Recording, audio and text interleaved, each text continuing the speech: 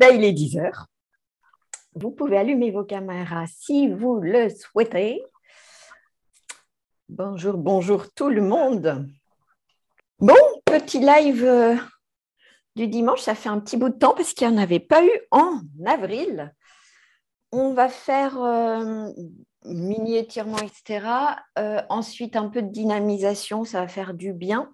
Et on terminera par quelques automassages. Ça, c'est pour la partie purement zen et prof. Et comme promis dans mon email, je vous parlerai à la fin rapidement de la proposition de Marie Décolle pour vous former afin de devenir assistant virtuel, sachant que Marie Décolle a pu se libérer et être en live avec nous. Donc ça, je vous le remettrai par email.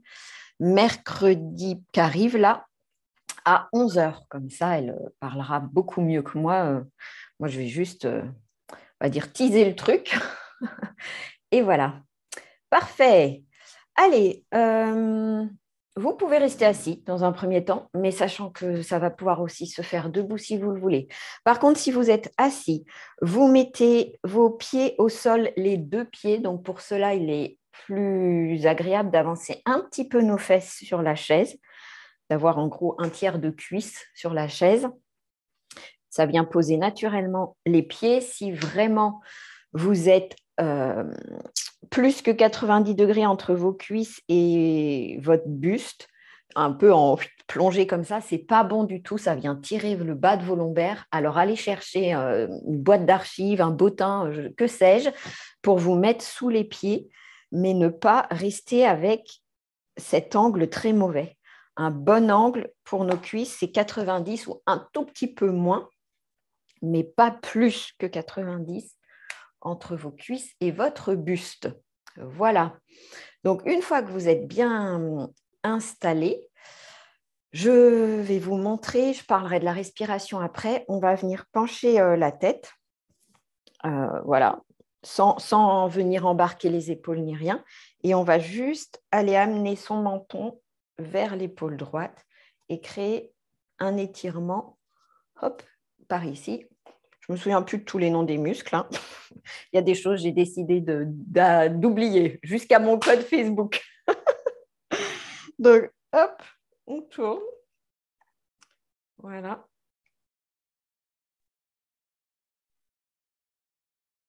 On revient, tête penchée au centre. On la ramène droite. On repenche et on viendra tourner à gauche, menton vers la clavicule à droite. Voilà. Et au niveau de la respiration, je vérifie juste. Inspire, expire. Oui, c'est ça. À chaque fois que vous bougez votre tête, vous expirez et quand elle est sur place, vous inspirez. Vous pouvez rester sur place plusieurs temps d'inspire, expire. Donc, on penche. Donc, inspire, expire. Par le nez, par la bouche que vous voulez. Vous venez tourner votre tête en bas. Sur place, inspirez. Et revenir. Expirez. Inspirez sur place. Et expirez de l'autre côté. Inspirez sur place, etc. Vous pouvez entre-temps remonter la tête pour ceux qui sentent que ça tourne pour diverses raisons. Et puis voilà. Et vous pouvez rester sur place si vous sentez que ah oui, cet étirement-là, ça fait du bien. Bah, plusieurs inspire, expire. À votre rythme, je vous laisse faire ça.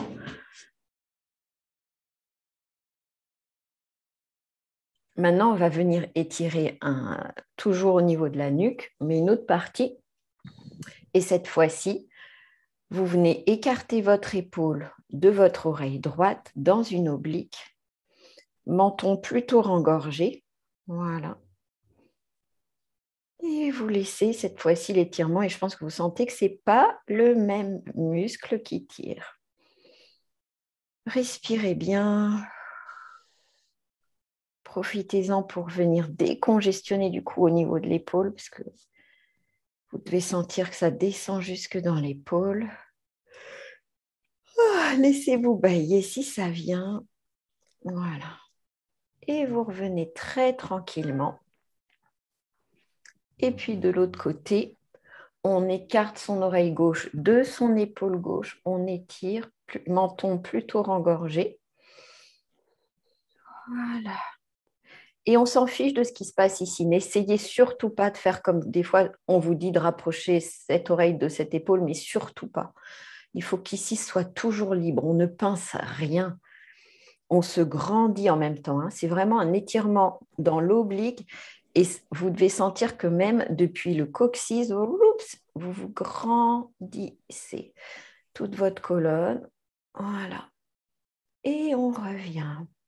Parfait, petit cercle d'épaule vers l'arrière pour détendre tout ça. Et le suivant, je vais vous le montrer de profil peut-être, oui, très bien. Alors, pour le suivant, vous allez avoir la tête penchée dans un premier temps. Pareil, vous embarquez pas vos épaules, juste la tête penchée.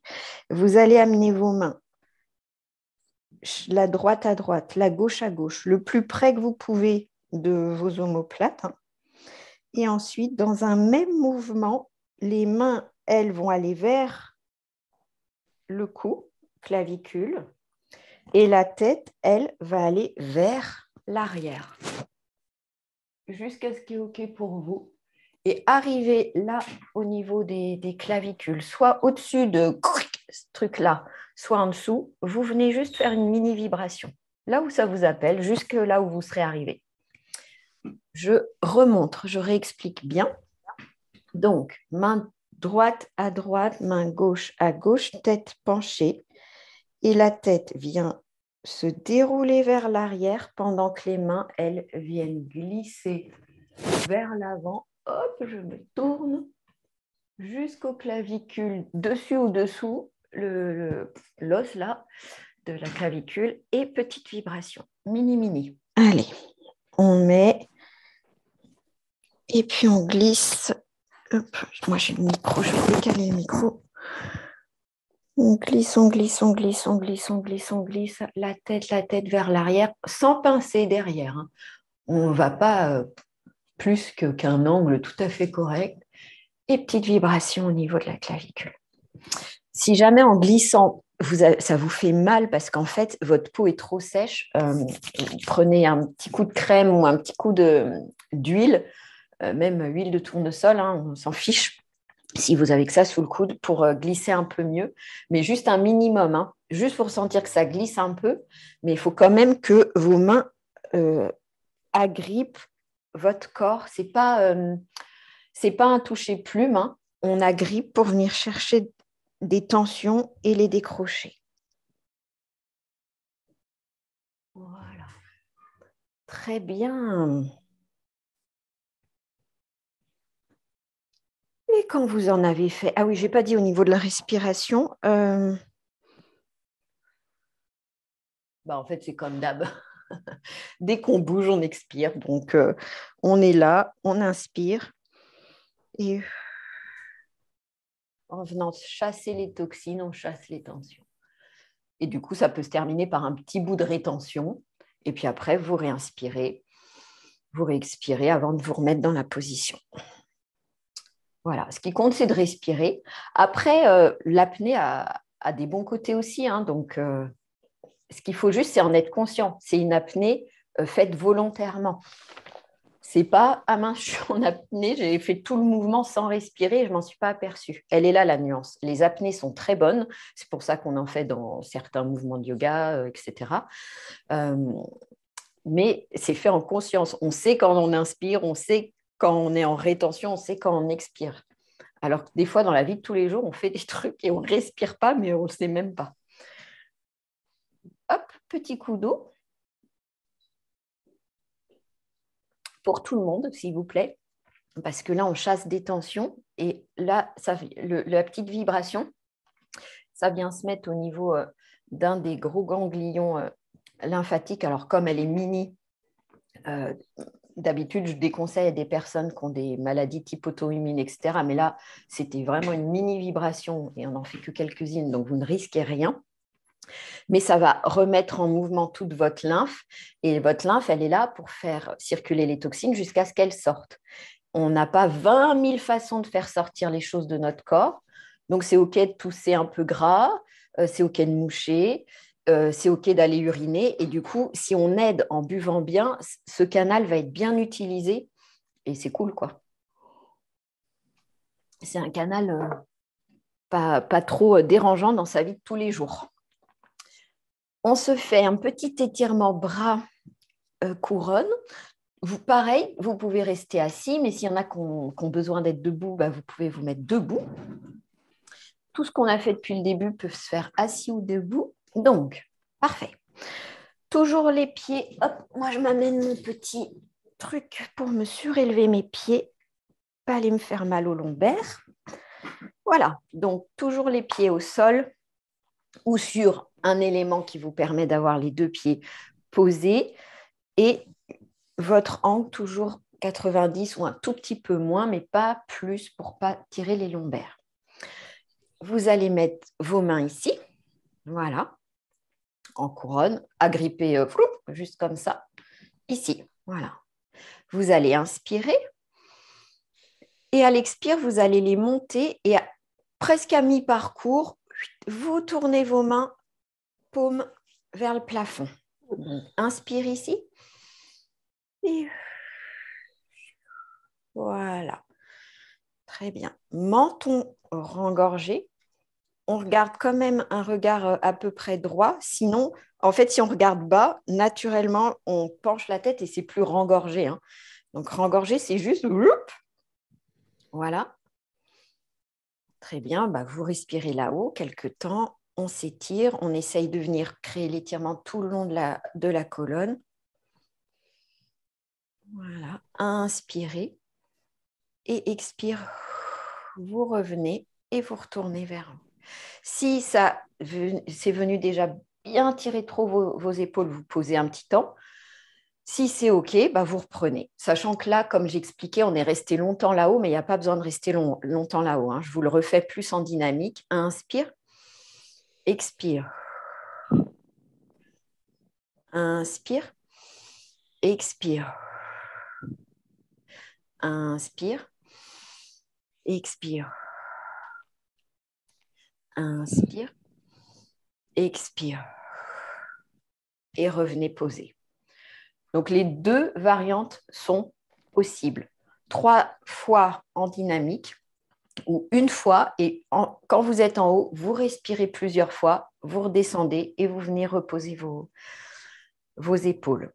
Maintenant, je vais ramener qu'est-ce qu'on fait avec son ventre pour gainer au niveau de son périnée, etc., pour que ce mouvement vienne vraiment étirer sans du tout que votre colonne en prenne un coup, qu'elle s'étire, oui, mais pas qu'elle compense. Donc, inspire, c'est toujours libre, le ventre se gonfle, mais naturellement. Ne gonflez pas votre ventre, ça le fait naturel. Par contre, au niveau de l'expire, quand vous allez expirer, je vais vous demander à la fois de venir rentrer votre ventre le plus possible en ayant cette volonté que votre bas-ventre, vos viscères remontent comme une fermeture éclair. Donc, ça remonte vers votre nombril, ça vient se serrer vers la colonne. Et à la fin, au niveau du périnée, vous le serrez comme quand vous avez envie de faire pipi et que ce n'est pas le moment. Voilà. Donc, c'est un petit coup à prendre, hein, d'expirer tout en rentrant, montant et serrant. Vous allez voir, vous allez sentir vos abdos. Et oui, ça, ce sont des vrais bons abdos, pas comme quand on fait les crunchs qui sont très, très mauvais pour le dos et même pour vos muscles pelviens, etc. Donc, on se retente en essayant d'aller contacter un petit peu plus cette contraction du périnée et remonter toutes les viscères. Donc, on inspire et on expire, rentre, rentre, rentre, rentre le ventre et à la fin, vient mobiliser le périnée. Inspire libre, ça se gonfle, expire, rentre, rentre, rentre, rentre, rentre, vient mobiliser le périnée. Inspire libre, expire. Inspire libre, expire et relâchez. Donc, je ne sais pas si vous avez senti cette sensation que du coup, quand on mobilise à fond le périnée, il y a une part de nos fessiers cuisses qui touche un peu moins en fait notre chaise. Vraiment, on est dans, on se grandit, on s'auto-grandit, on s'auto-étire. Parfait. Et on va décontracter toute cette zone en faisant ce que j'appelle moi l'orang-outan. C'est tout simplement le fait de venir écarter un petit peu nos cuisses pour pouvoir passer notre buste dedans, les bras à l'extérieur, voilà, et on est les bras ballants comme un orang-outan. Et si on veut, on peut venir. Alors, moi, j'ai une chaise qui oscille, donc c'est un petit peu facile, ça vient m'aider. Mais sinon, vous pouvez, vous, si vous n'avez pas de chaise comme ça, venir bouger un petit peu pour sentir que ça vient détendre lombaire, tout, la nuque, tout qui se laisse aller. Voilà. Après, vous arrêtez de bouger juste pour prendre conscience et vous allez venir respirer dans vos lombaires, c'est-à-dire que vous amenez la respiration, qu'elle vienne étirer cette zone. Et vous soufflez librement. Inspirez, venir étendre les lombaires. Et soufflez librement. Et encore. Très bien. Et pour remonter, on ne fait pas n'importe quoi. On pose nos mains sur nos pieds.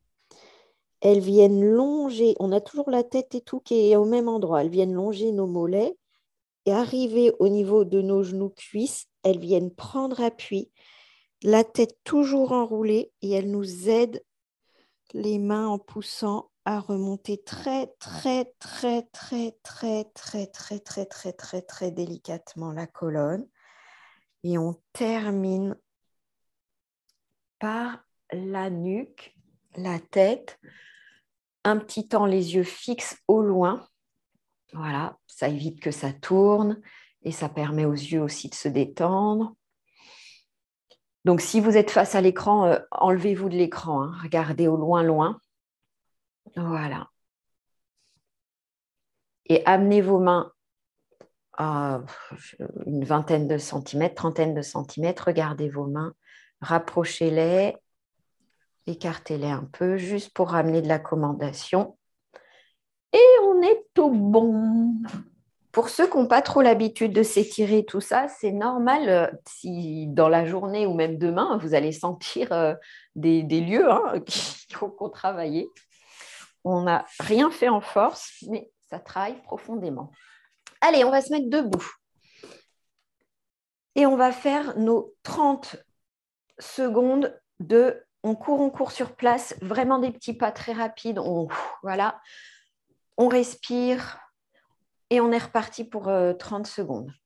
Hop, je mets le timer parce que moi, je ne sais absolument pas compter en même temps.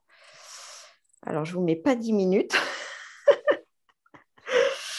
Ça ne va pas le faire. Allez, 3, 2, 1 et go. Penchez en avant, petit pas, petit pas, petit pas. Vous serrez vos poings. Allez, allez, allez. On respire.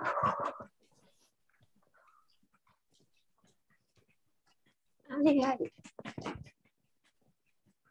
10, 9, 8, 7, 5, 3, 2, 1.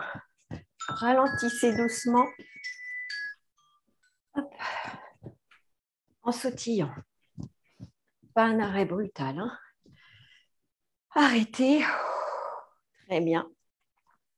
Sentez la circulation dans votre corps.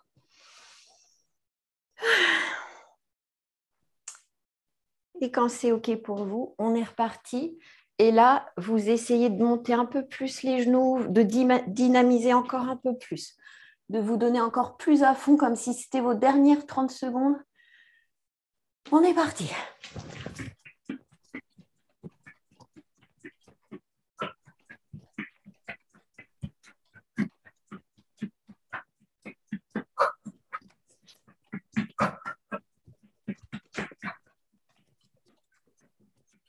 pouvez faire après. Talons-fesses si vous voulez aussi. Mais dynamique, dynamique.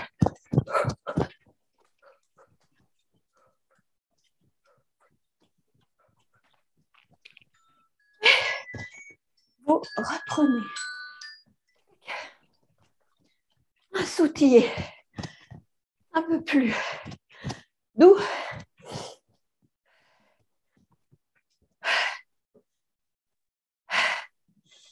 Et vous vous arrêtez. Et vous reprenez votre souffle.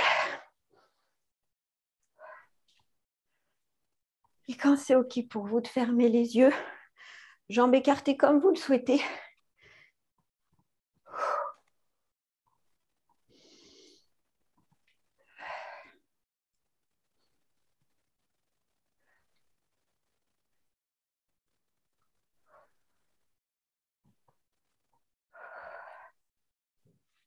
Très bien.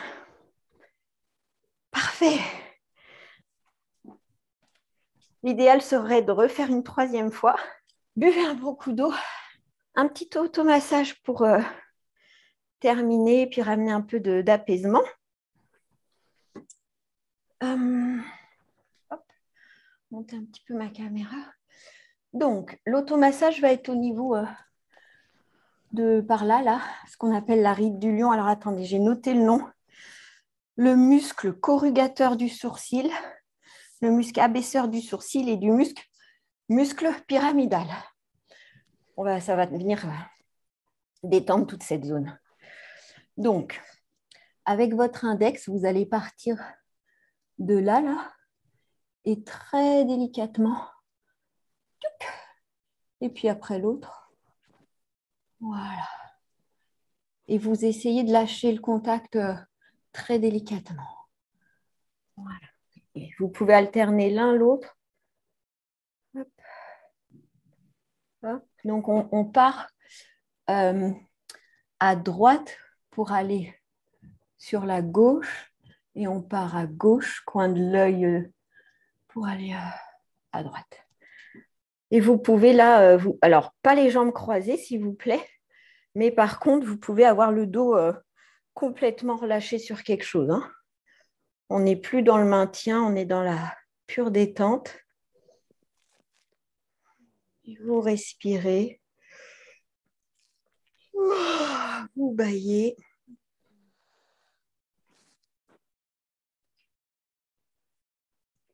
Très bien. Après, vous allez mettre vos doigts comme ça. Voilà, ici. Et puis, hop, vous venez lisser en passant. Donc, le crochetage, c'est pas pour... Des fois, on crochette vraiment et on fait des choses. Là, c'est juste pour se placer. Et voilà.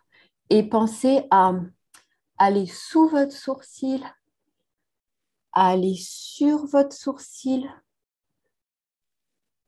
et aller au-dessus de votre sourcil. Ouais, très bien. Ensuite, vous allez mettre vos mains là comme ça. Je crois qu'on dit en cathédrale.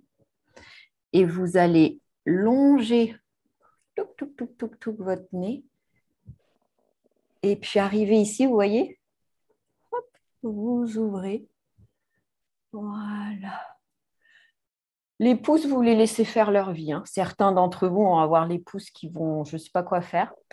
Naturellement, ils font comme ça, mais voilà.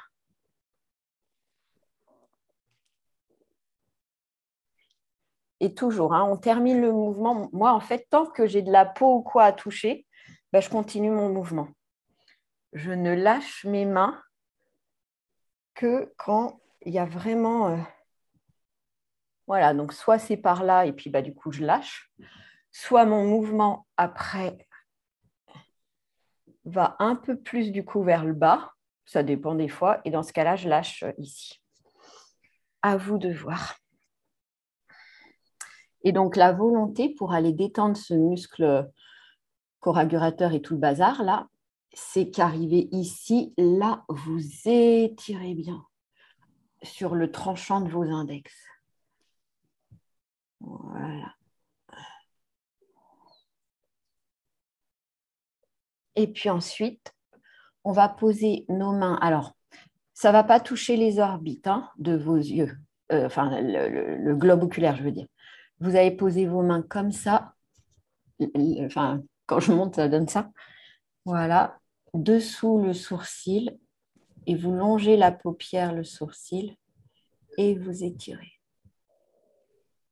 On place ses mains dessous. On peut du coup avoir le talon de la main qui touche vers notre menton, qui s'appuie et on étend.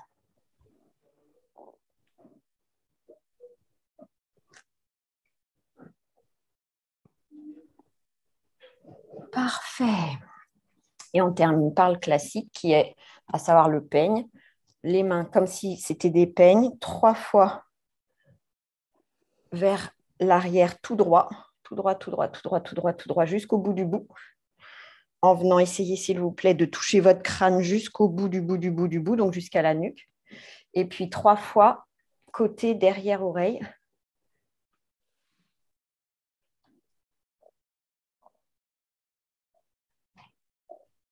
Parfait. Voilà pour notre demi-heure bien-être du dimanche matin. Je vous parle donc rapidement du principe là, des perles virtuelles de la formation certifiante de Marie d'école. Donc, complètement adapté à des profs qui ont comme idée de se reconvertir, mais que ce n'est pas vraiment le moment, ou que c'est le moment. Les deux vont,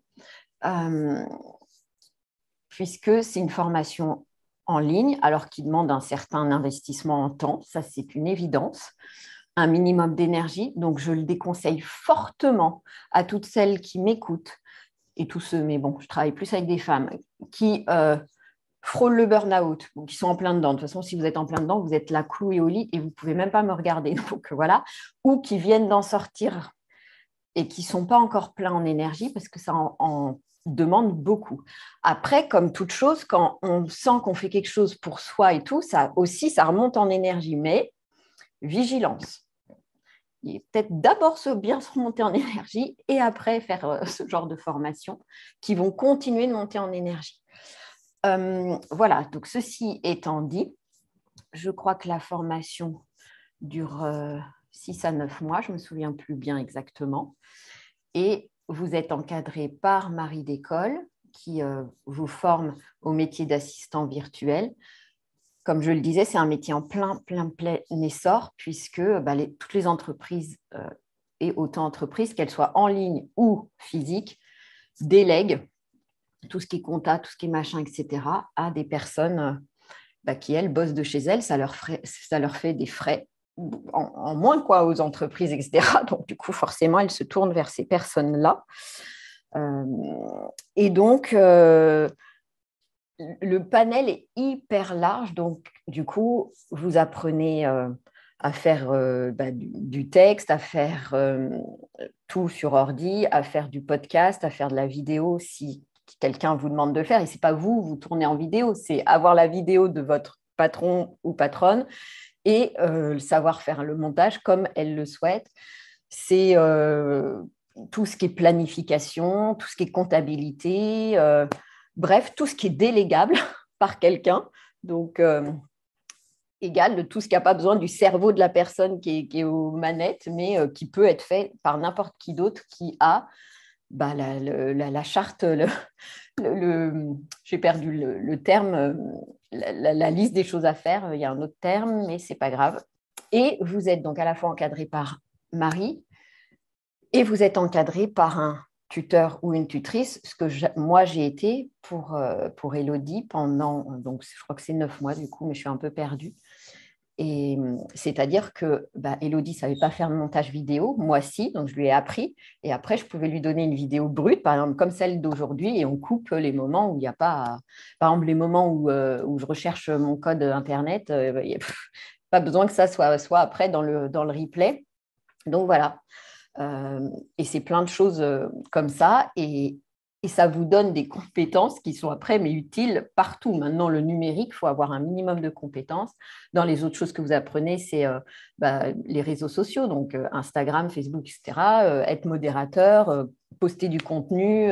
Donc, ça veut dire avoir parfois créé le contenu avant, donc savoir faire du design de contenu. Enfin, c'est passionnant pour ceux qui se posent des questions par rapport à leur avenir professionnel dans l'éducation nationale et qui n'ont pas déjà une idée ou une passion bien ficelée. Voilà, ou alors faire des doublons, cumul d'activités, parce que ça se cumule très bien. Et voilà, donc comme je le disais, Marie viendra vous en parler en live mercredi 25 à 11 heures. Je vais refaire une communication dessus.